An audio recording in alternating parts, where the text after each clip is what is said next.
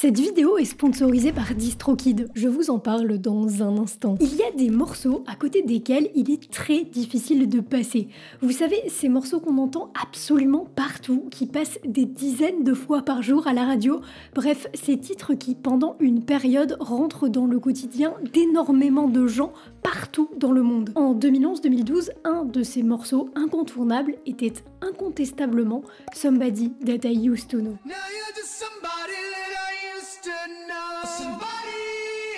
Ce titre, composé par Gotye, à l'époque inconnu au bataillon, fait l'effet d'un raz de marée dans l'industrie musicale.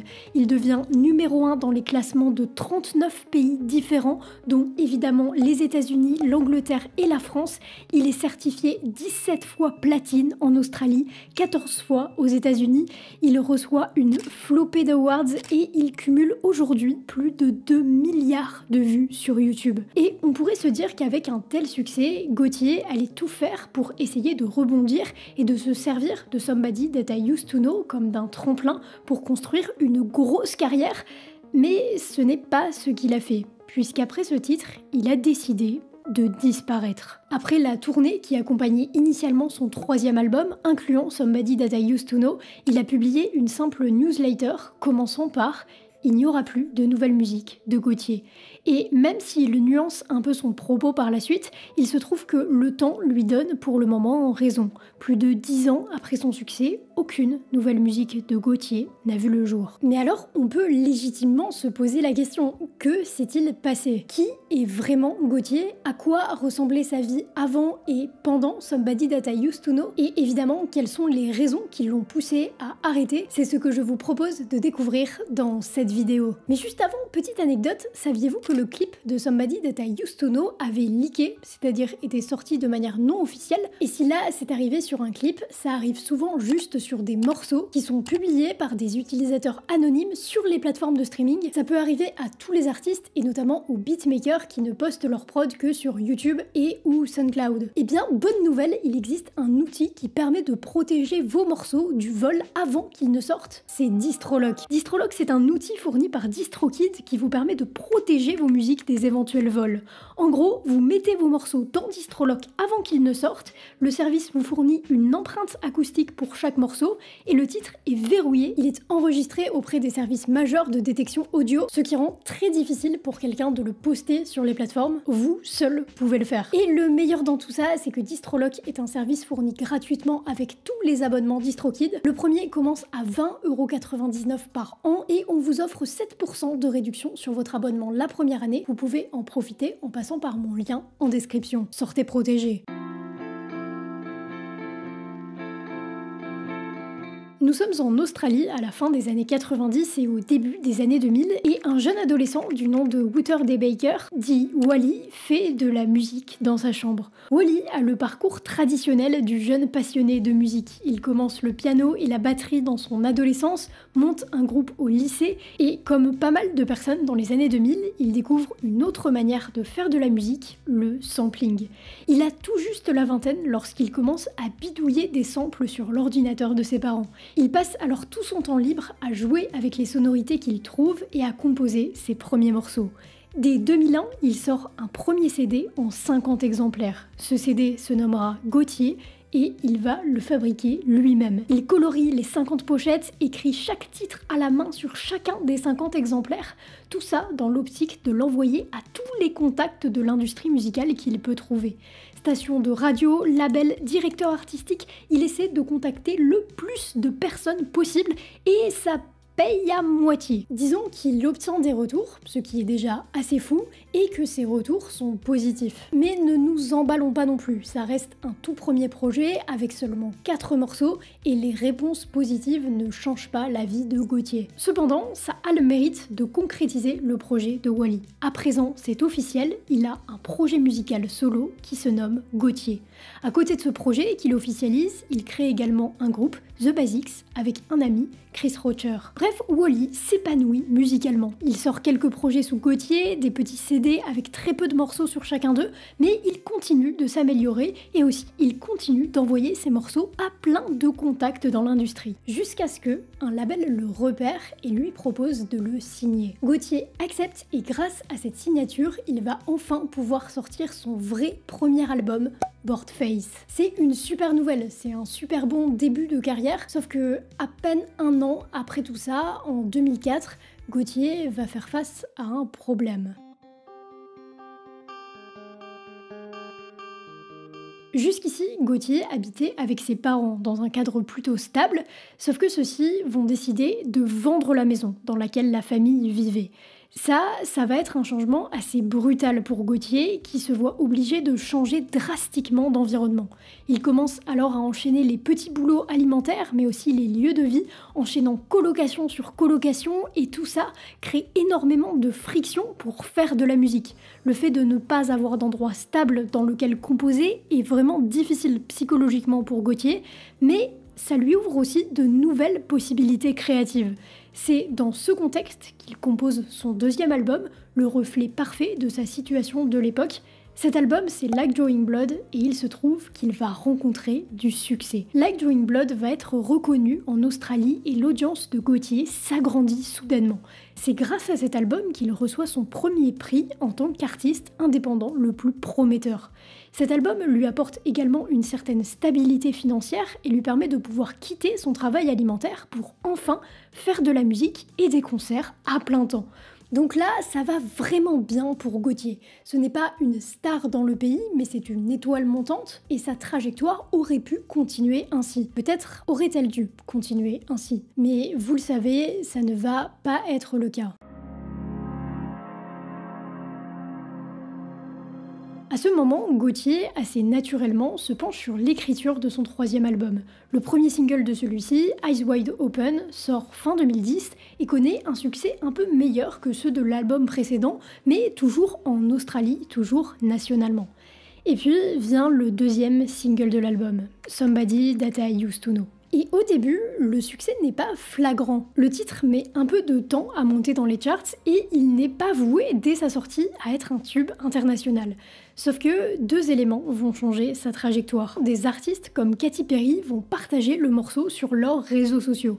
Autant vous dire que quand Katy Perry fait une recommandation à ses fans, ils sont des centaines de milliers à au moins aller y jeter une oreille. Mais surtout, Gotye a sorti un clip. Et d'ailleurs, pour l'anecdote, comme je vous l'ai dit, ce clip a leaké, donc a été publié illégalement, sans l'accord de Gotye, avant sa sortie.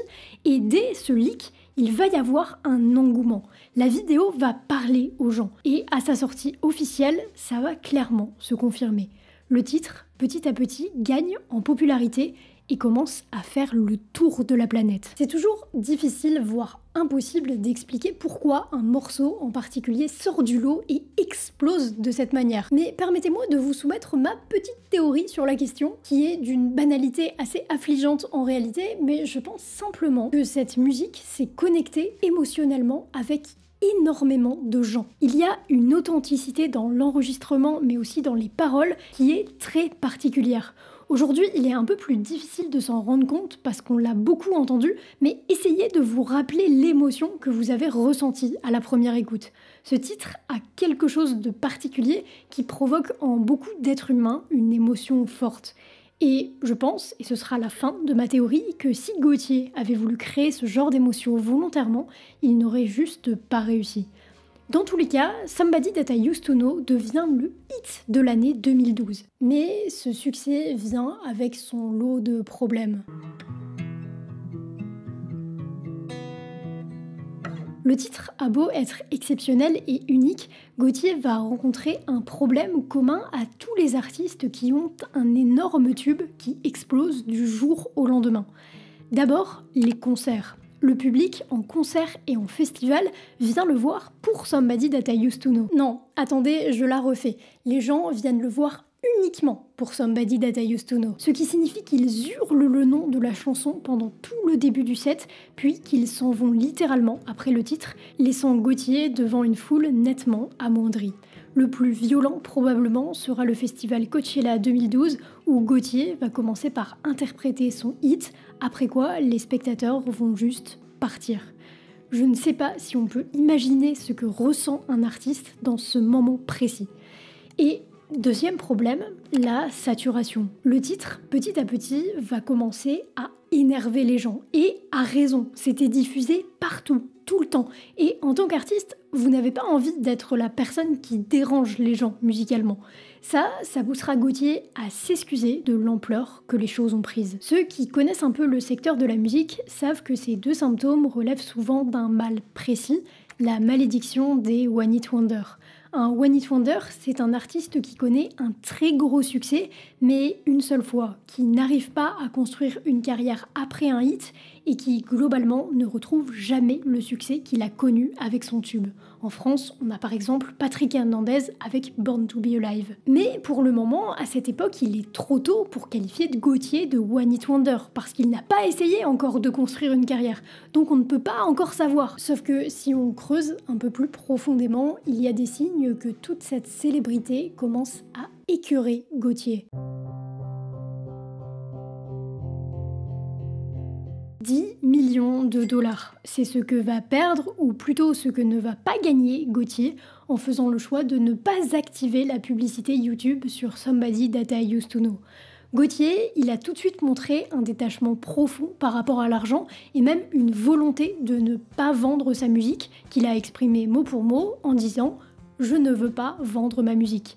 Il ne voulait tellement pas se prendre la tête que lorsque la famille de Louis Bonfa, dont il utilise le sample dans sa musique, lui a dit « Hey, mais tu dois nous payer », il leur a laissé 45% des droits sans se battre, sans aller au tribunal, parce que ça allait lui prendre trop d'énergie et lui enlever du temps de création. Alors évidemment, il a gagné de l'argent avec ce titre, avec juste les droits d'auteur restants, mais pas du tout à la hauteur de ce qu'il aurait pu gagner. Ça peut vous sembler être un détail, mais c'est un détail qui va avoir son importance dans sa décision finale. Mais dans tous les cas, ça va au-delà de l'argent. Il donne quelques interviews et dans celle-ci, il semble presque de plus en plus triste. Mais alors, s'il ne peut pas faire découvrir sa vraie musique à sa nouvelle audience, qui ne s'intéresse à lui que pour son tube, s'il commence même à devenir dérangeant pour les gens, à force de passer partout, si l'argent n'est pas un moteur pour lui et que le fait d'en gagner beaucoup ne l'intéresse pas, voire même qu'il s'y refuse, et qu'en plus de tout ça, la célébrité l'écœure et lui apporte plus de problèmes qu'elle n'en résout,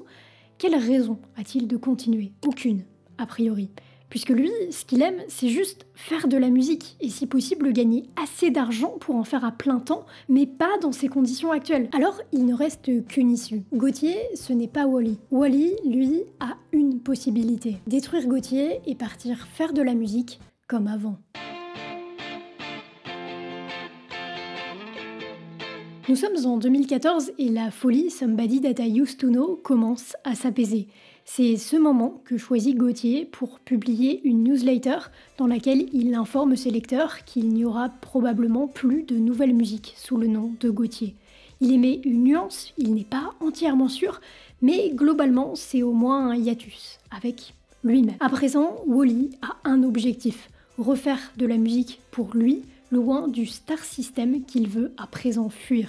Il crée son propre label indépendant en Australie pour accompagner et travailler avec de nouveaux artistes et surtout, il reprend sérieusement son rôle au sein de The Basics, oui, le groupe qu'il a créé au début de Gotye et qui depuis a accueilli un troisième membre, Tim S. Ensemble, ils continuent de faire des concerts et de sortir des albums dont le dernier date de 2021. Et vous savez quoi? Un an avant ça, en 2020, Gotye est réapparu. Bon, en réalité, après son troisième album, il avait sorti 2 morceaux sur YouTube qui ne sont pas dispo sur les plateformes et il est apparu sur 1 ou 2 feats par-ci par-là. Mais surtout, en 2020, donc, il a réinterprété avec The Basics Somebody That I Used to Know dans un live diffusé sur une chaîne australienne près de 10 ans après la sortie du morceau. La boucle est bouclée. Wally a réussi sa mission, faire passer son art avant tout. Au final, c'est peut-être même en fuyant le succès qu'il est devenu l'artiste qu'il a toujours rêvé d'être. J'espère que cette vidéo vous a plu, c'était Lovie, je vous dis à la semaine prochaine, prenez soin de vous.